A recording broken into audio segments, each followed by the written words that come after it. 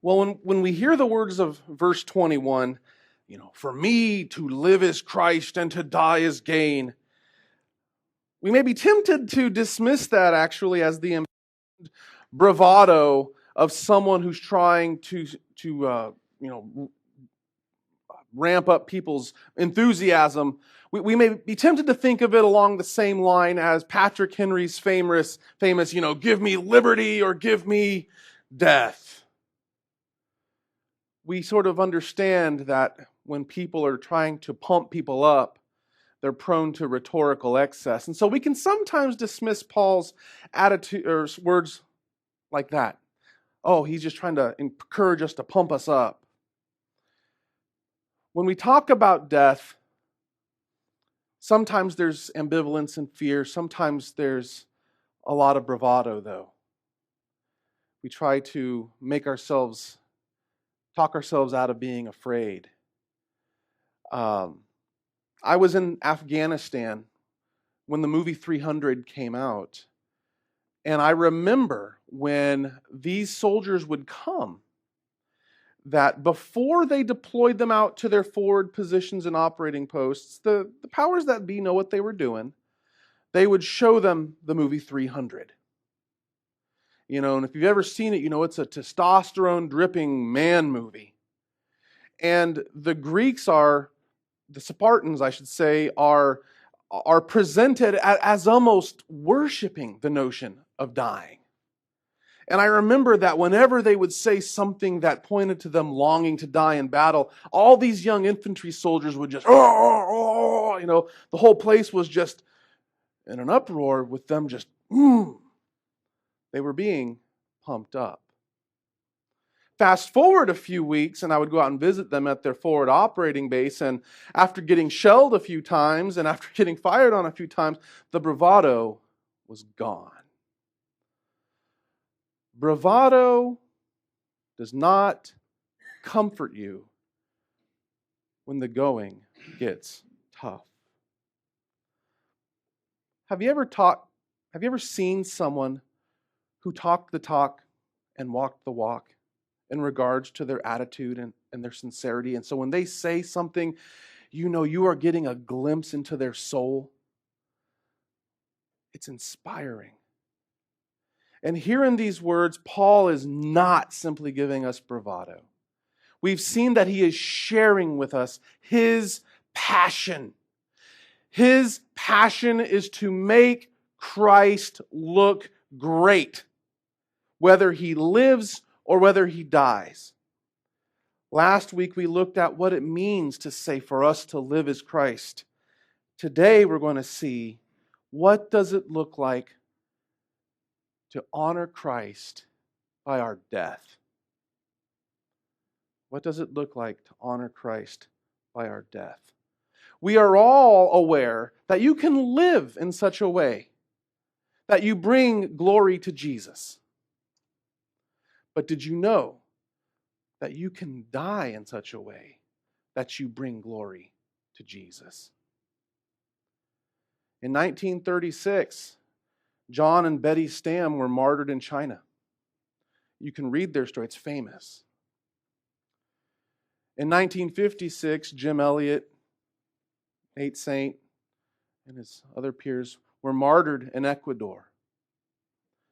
And their deaths, their dying for Christ, inspired generations of missionaries.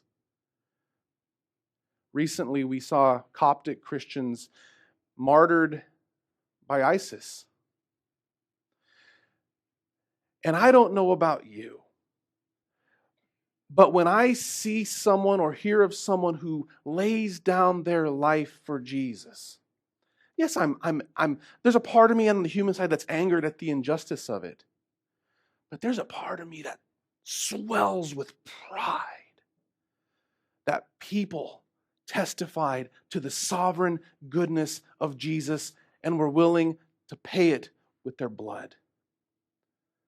As Tertullian said in the early 200s, the blood of the martyrs is the seed of the church.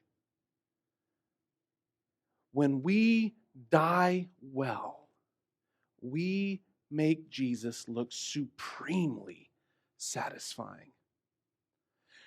Now, the good news is we don't have to go be martyrs to die in such a way that Jesus looks satisfying. There is a way that we can live our lives with our attitude towards and then our experience of death in such a way that Jesus looks great. Paul wanted to make sure that no matter how he lived or how he died, that in the end, Jesus was made to look great. And I want that for you. So many people try to avoid the reality that they will, in fact, die.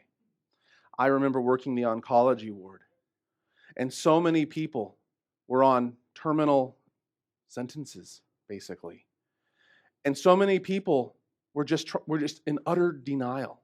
It was very hard to go into a room knowing that the doctors believed they would be dead in a couple weeks, and these people were just in utter denial. Utter denial. And yet, the Bible calls us to a continual eschatological perspective.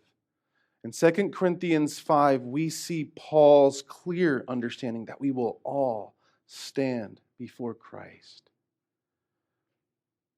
Hebrews 9:27 tells us that it has been appointed for us to die.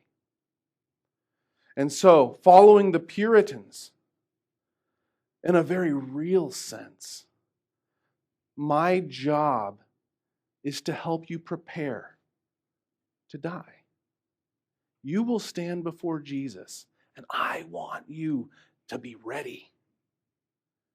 And so today, we're going to look at what it means to die for the glory of Jesus.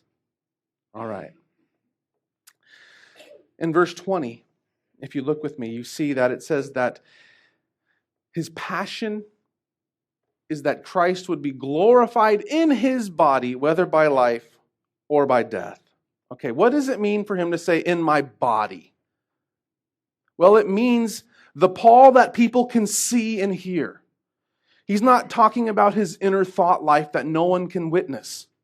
So in other words, he's saying that by the way I behave, the way I talk, the countenance on my face, I want to honor Christ. So we're talking about real tangibility here. Not just some pie-in-the-sky notion that has no bearing on our life. And then he says, I want Christ to be honored. What does it mean to honor something? That is a synonym for glorified, magnified. Jesus wants us to make him look magnificent by the way we look, act, talk, no matter what we face. It's hard as embodied beings, as temporal beings, to face death for the glory of Jesus. How do we do that? How do you die in such a way or have an attitude towards your death that brings glory to Jesus? Well, the answer to that question is our first point and is located in verse 21. Look with me at verse 21. For to me to live is Christ and to die is gain. All right. So Paul doesn't want to be ashamed when he gives his driving passion in life. In verse 20, he states it first negatively. I don't want to be ashamed, but that now with full confidence, with full courage, I will honor Christ in my body. Okay, so he doesn't want to be ashamed, meaning he doesn't want to act in a way that makes Jesus not look good. And so he says, I want to honor Jesus then in my life and in my death. I want to honor Jesus in my death. Well, how do you, Paul, approach your death in such a way that you honor Jesus? Does it simply mean that you have a stoic, stiff upper lip? No. Lots of people die with a stiff upper lip. How do you do it, Paul? The answer is here. If you approach your death with the attitude that it is gain, then you are positioned to honor Christ with your death. Paul says, I want to honor Christ in my body, whether by life or by death. For me to live is Christ, to die is gain. Paul says, I can honor Christ with my death because for me to die is gain. We routinely hear of soldiers who die for our country. And there's this somber nobility to it. Because we understand that for our freedom, they paid the ultimate price. They gave up everything. When someone dies before it's their time, when they're young or whatever, we mourn and lament the life that could have been. It is deeply ingrained in our psyche that death equals loss. Think about it.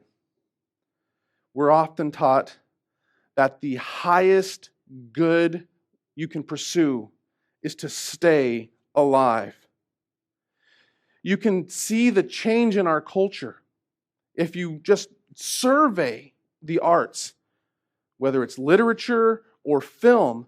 It used to be that the heroic characters were the ones who sacrificed and gave up for the good of others. Now the heroes are portrayed as the people who have the courage and the strength to do whatever barbaric act it takes to win or survive.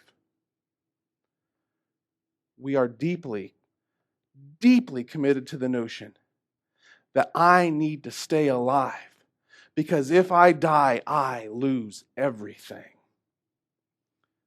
We cannot imagine in our culture that dying actually produces gain. Now let me be clear. If you're a Christian, regardless of how you live or act, if you're a Christian, when you die, you objectively gain. Okay?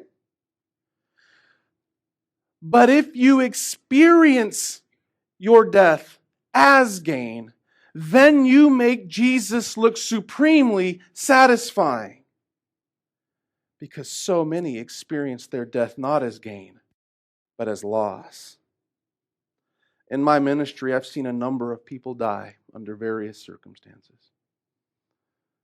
And what strikes me is young or old, battlefield or hospital room, the best that I've ever seen a non-believer come to is stoic resolve.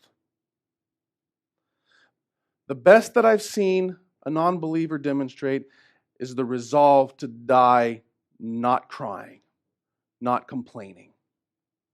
Just a grim, stoic acceptance of the brute fact. That's the best I've ever seen.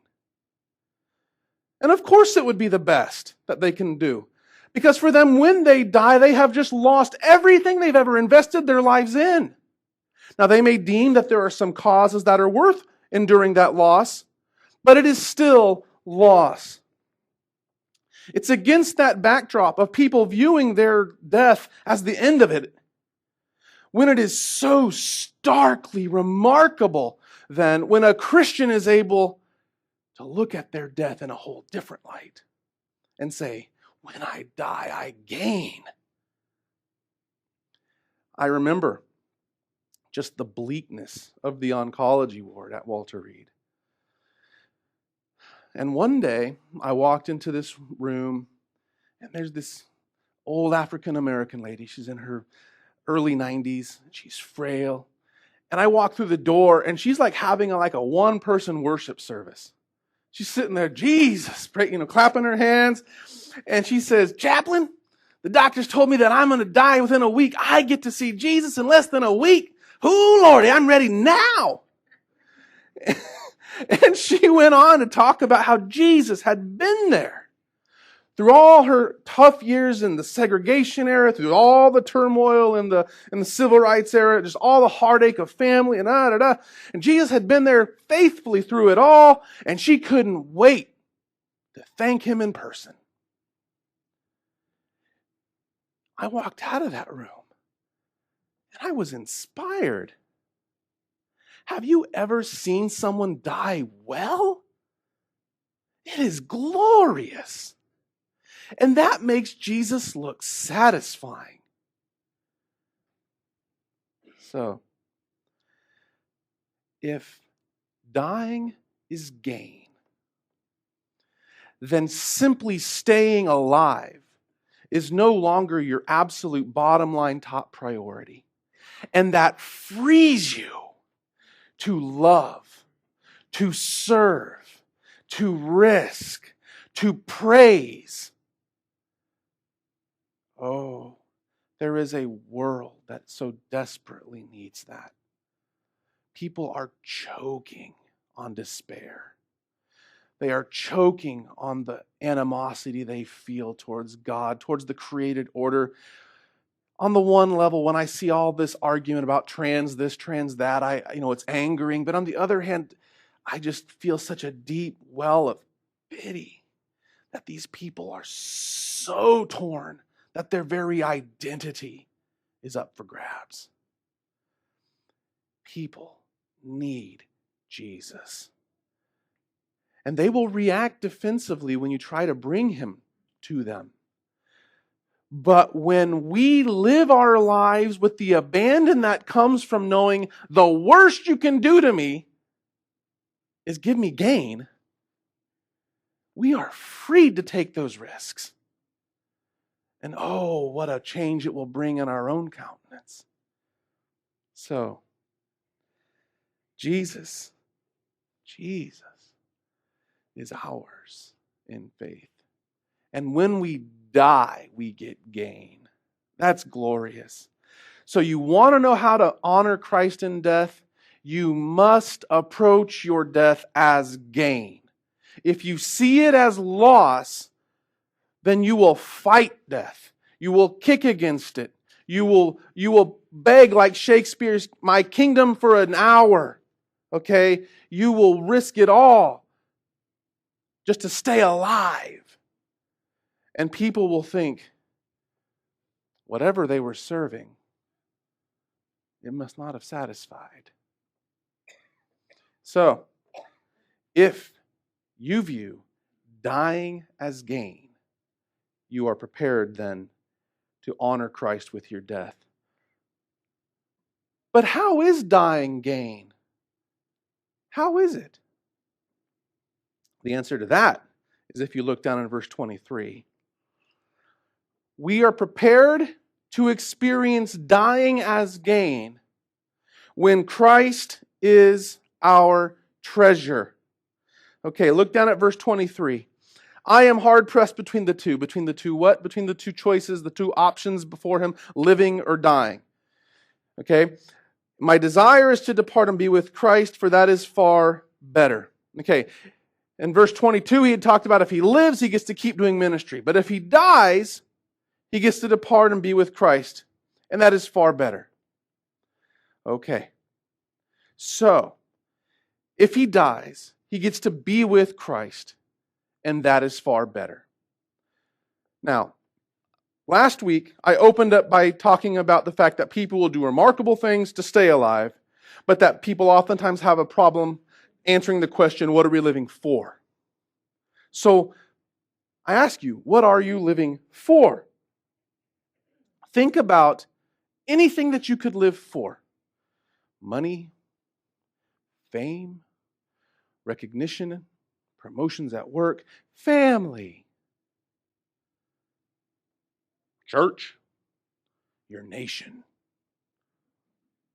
philosophical ideals, whatever it is. When you die, it goes away. There is only one thing you can live for that dying actually gets you closer to it. Our passage here is very parallels, very similar to 2 Corinthians 5, verses 1 through 8, where Paul talks about dying as going home. And we get to be with the Lord at home.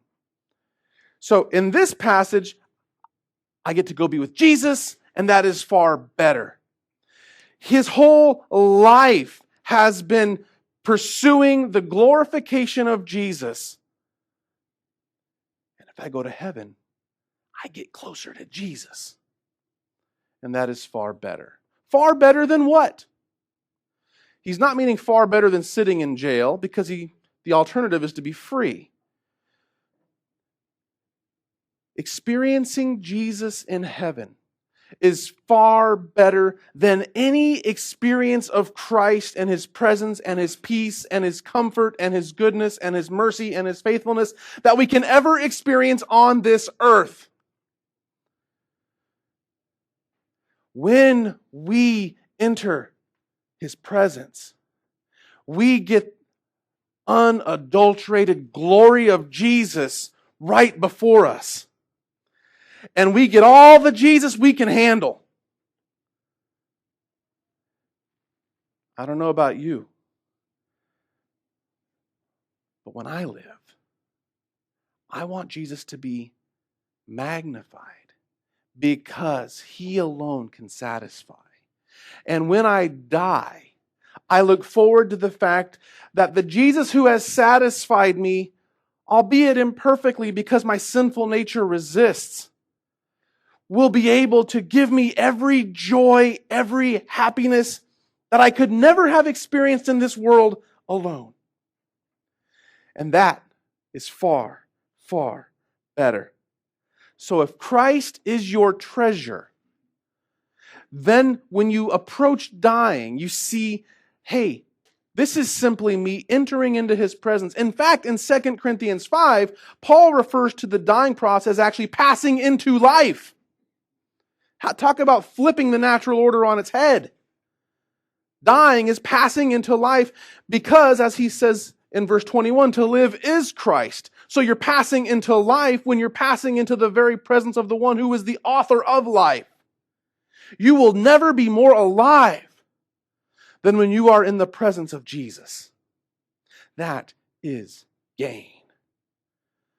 And so if that is gain, then when you consider and you approach and you experience dying, you can say, I will honor Him because I'm about to get gain.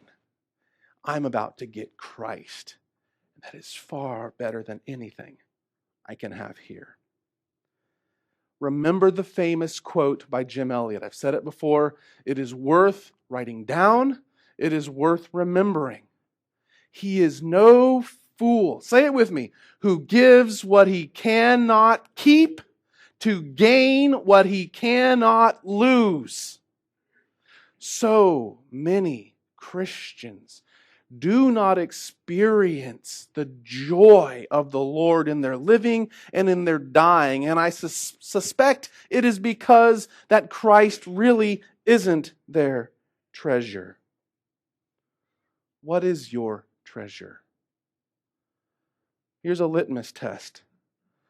What would you have to lose for you to reject God?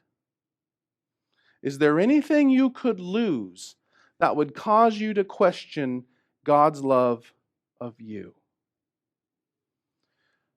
I want to encourage us to flip in our Bibles to Lamentations 3. It's a profound book. It's a heavy, weighty book.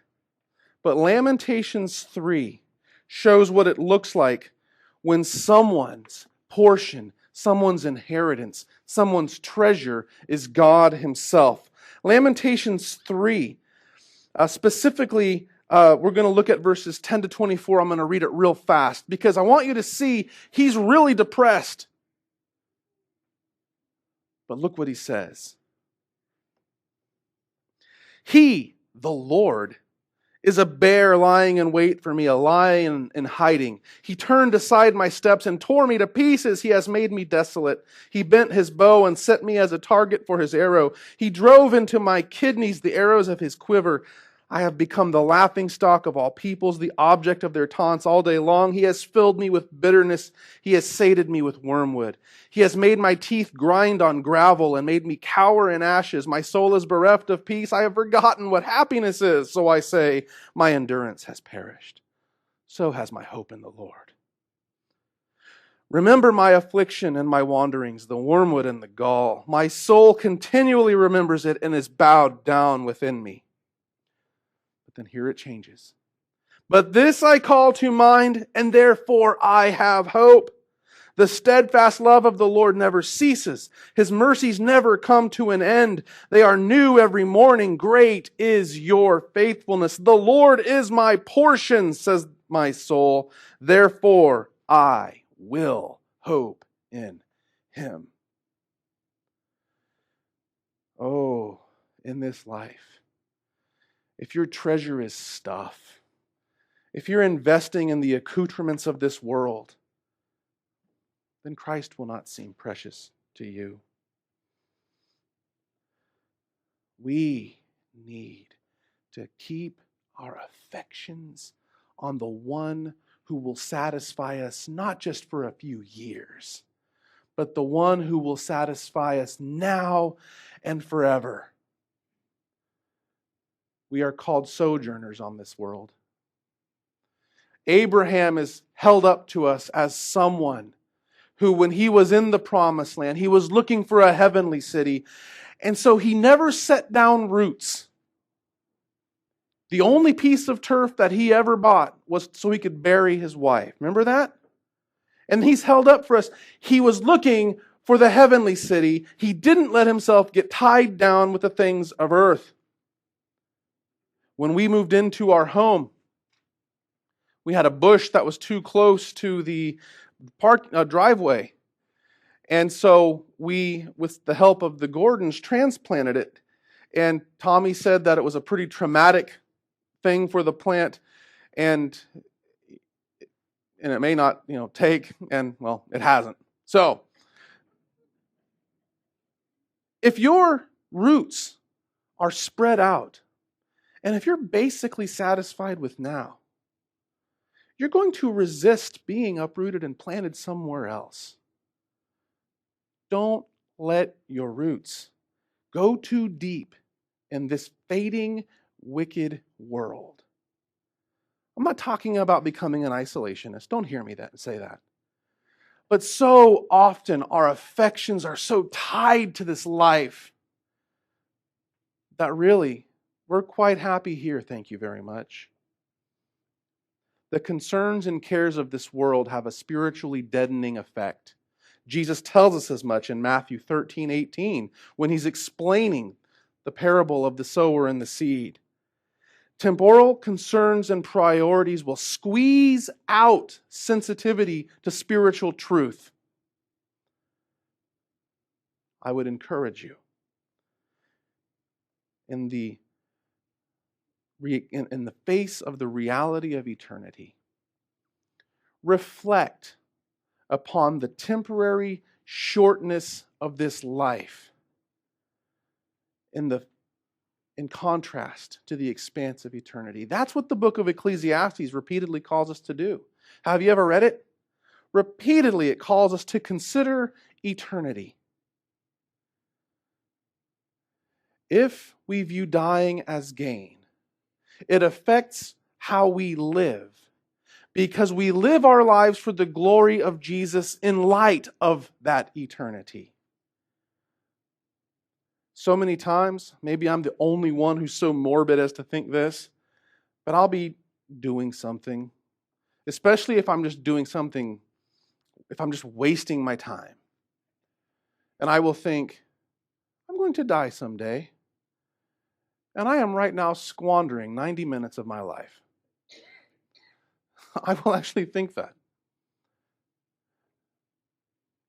I want my life to magnify Jesus so that when I come to die, I will be so excited to see Him that I make my passing worth its weight in gold because people look at it and say, wow, Jesus was something consequential to him.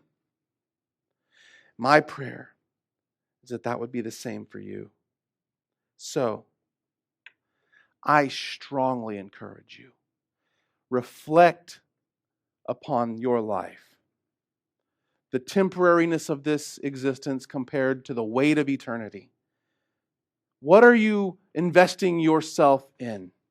The stuff that's passing or the stuff that's preparing you for forever? Do you have problems with Jesus being your treasure? It could very well be that you don't have a high enough view of grace. I routinely find that when I think little of Jesus, it's because I'm thinking too much of me. Reflect on Scripture. Eric just brought up the first canon of Dort, our total depravity. Man, that is a huge one. We make little of grace because so often we're inclined to think that we're basically nice people and, we just needed a little push in the right direction and hey. And read and meditate. Reflect on the human propensity to just destroy. It's in us. Everything. We can't even have civil conversation without trying to say words that kill. Oh, we are depraved. And if God were to give us what we deserve, we would all be goners. Reflect upon the greatness of God, before whose infinite, glorious being we are eclipsed. God is great. And in His tender mercy, He showers us with love. Reflect upon these things. Jesus Christ is the only thing that you can take from this life into the next. Make Him your treasure. Then you will see dying as gain. And if dying is gain, you are on the footing to honor Christ with your death. Paul wanted to honor Christ by his life and his death because the magnification of the name of Jesus was his everything. It ordered his other priorities. It ordered his passions. My prayer for you and for me is that we would desire Christ to be magnified in our body, whether by life or by death. And that with Paul we would say, for me to live is Christ, and to die is gain. Let's pray. Word of God speak,